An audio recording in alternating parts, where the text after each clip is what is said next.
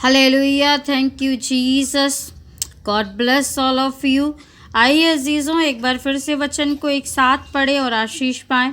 वचन आज हमें मिलता है मत्ती की पुस्तक अध्याय 3 और उसका 12वां पद, जहाँ पर आप इस प्रकार से पाएंगे, उसका सूप उसके हाथ में है और वह अपना खलिहान अच्छी रीति से साफ करेगा और अपने गेहूं को तो खत्ते में इकट्ठा करेगा, परंतु भूसी को उस आग में जलाएगा जो बुझने की नहीं। हालेलुया।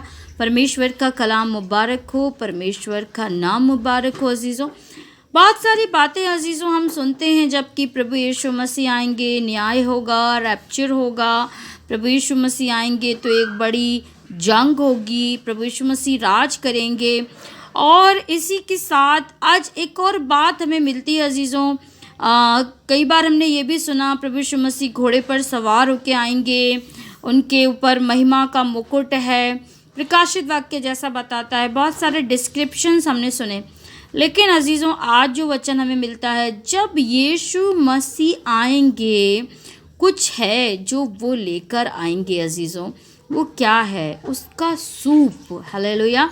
उसका सूप बोलते हैं अजीज़ों, एक ऐसी कोई चीज़ जो मतलब हल्की हल्की चीज़ को तो झाड़ कर बाहर फेंक देता है, और जो भारी भारी चीज़ होती है उसको वो जब उसको हिलाया जाता है हाथ से, बहुत से लोगों ने देखा होगा पुराने समय में घरों में सूप पाया जाता था जिससे कि लोग गेहूं वगैरह को घर में बीनते थे, और जो उसमें कूड़ा मिट्टी और करकट होता है वो उसको झाड़ने से फेंक देता है बाहर, क्योंकि वो हल्का होता है, वो हवा से उड़ जाता है, और जो भारी चीज़ होती है, जो अनाज होता है, वो उसके तले में इकट्ठा हो जाता है। तो यहाँ पर क्या कहा जा रहा है? उसका जो सूप है वो अपने हाथ में लेकर आ रहा है, उसका सूप उसके हाथ में है, और वो क्या करने आ रहा है? अपना खलिहान अच्छी रीति से साफ करने। हालेलुया।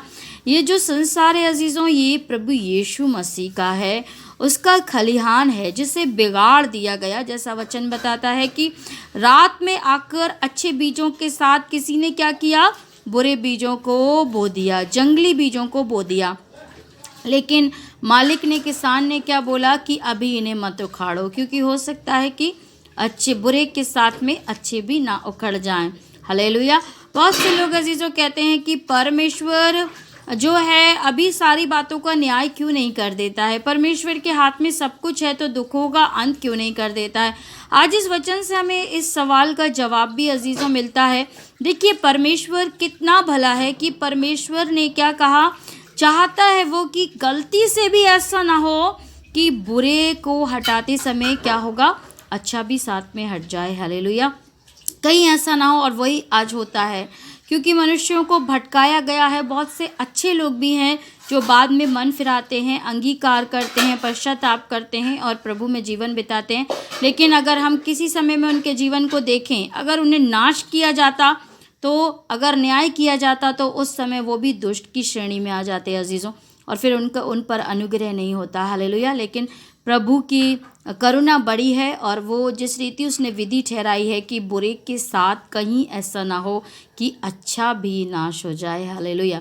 इसीलिए परमेश्वर इतना लंबा समय दिया है, सारी बातों को देखने के लिए, परखने के लिए समय दिया है लोगों को, कि अच्छे इंसान जो हैं, जो परमेश्वर में हैं, जो उस दुष्ट की ओर से बीज नहीं है, वो ज़रूर रिपेंट करेंगे, परमेश्वर को पहचानेंगे और फिर नाश होने से बच जाएंगे। हालेलुया।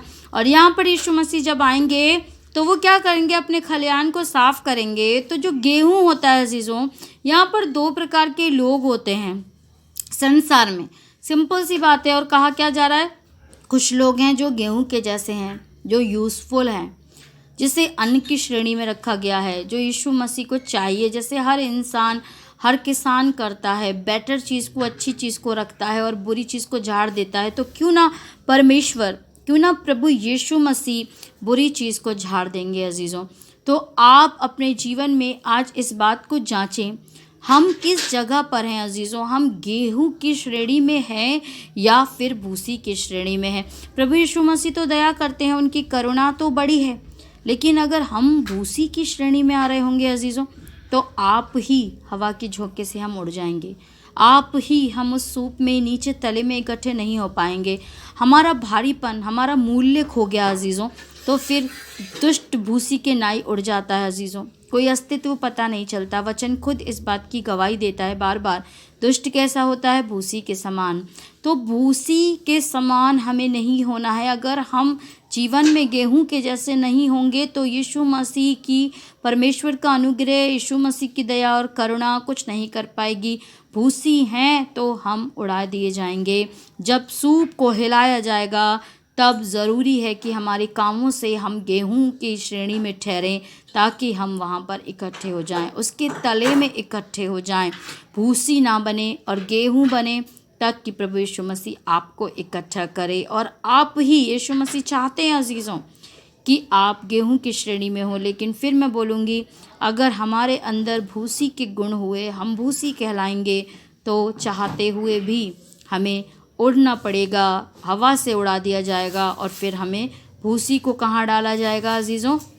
उस आग में जो बुझने की नहीं। हालेलुया। जिसको यहाँ पर इस रीति से लिखा है कि वो भूसी को जलाएगा, लेकिन स्पष्ट तौर से देखा जाए तो ये लास्ट में आग और गंधक की झील के बारे में बताया गया है, जो नरक को शो करती है अजीज़ों। वचन आपको पता है अजीज़ों, बार बार हर एक बात को बोलता है। बहुत से लोग नरक को बहुत लाइटली ले लेते हैं, लेकिन जब वचन में बार बार उस आग की झील का जिक्र है, बार बार ये लिखा है वो बुझने की नहीं, तो सिंपली ये बिल्कुल ज़रूरी है, अनिवार्य है, आप समझ लीजिए, मुकर्रर है, फिक्स है, बिल्कुल भी ये मतलब अनस्टेबल नहीं है, ये स्थिर है कि वो आग है और उसमें जाना है, क्योंकि वचन की एक भी बात ऐसी नहीं जो पूरा हुए नहीं रहती है।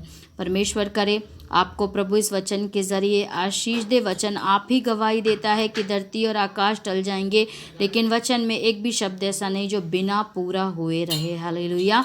तो खुदावन में ये बात भी पूरी होगी कि वो आग है जो नरक है, जो कभी फिर बुझेगी भी नहीं।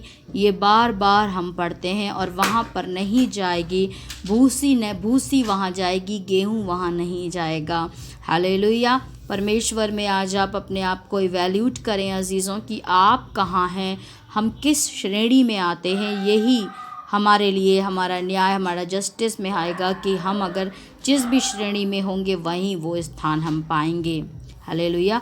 परमेश्वर आप सबके साथ हो। God bless all of you. Please like, share and follow the page to spread the love and word of God. Shalom everyone.